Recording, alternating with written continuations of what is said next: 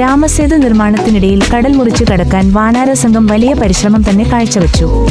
വലിയ അവർ കൂട്ടാൻ പാറകൾ ചുമന്നുകൊണ്ടുവന്നും നിർമ്മാണ പ്രവൃത്തിയുമായി മുന്നോട്ടു നീങ്ങി. അപ്പോഴാണ് ശ്രീരാമ ഭഗവാൻ അത് ശ്രദ്ധിച്ചത്. ഇതിൽ ഒരു അണ്ണാൻ അവന്റെ ശാരീരിക പരിമിതികൾ നോക്കാതെ അവന്റെ കഴിവിനൊത്ത ചെറിയ കല്ലുകളും മറ്റുമായി തന്നെക്കൊണ്ടാവുന്നതൊക്കെയും ചെയ്തു വാനരപടയെ സഹായിച്ചു. ഇത് പക്ഷേ വാനരപ്പടയ്ക്ക് ലജ്ജ ഉളവാക്കി. അവർ അണ്ണനെ കളിയാക്കി തന്റെ പരിശ്രമം പോരാ എന്ന് അവർക്ക് തോന്നി. പക്ഷെ ശ്രീരാമൻ ഇതെല്ലാം കാണുന്നുണ്ടായിരുന്നു. അണ്ണാന്റെ പരിശ്രമത്തിൽ ഭഗവാൻ വളരെ സന്തുഷ്ടനായിരുന്നു. അവന്റെ പ്രവൃത്തിയിൽ സന്തോഷവാനായ അദ്ദേഹം അണ്ണാനെ സ്നേഹത്തോടെ എടുത്തു മടിയിൽ വെച്ചു. തന്റെ ശരീരത്തെ മെല്ലെ തലോടി. ആ സ്നേഹത്തോടെയുള്ള സ്പർശനത്താൽ അണ്ണന്റെ ശരീരത്തിൽ ഒരിക്കലും മായാത്ത രാമന്റെ സ്നേഹ സമ്മാനമായി ആ വരകൾ കാലാകാലങ്ങളായി നിലകൊണ്ടു.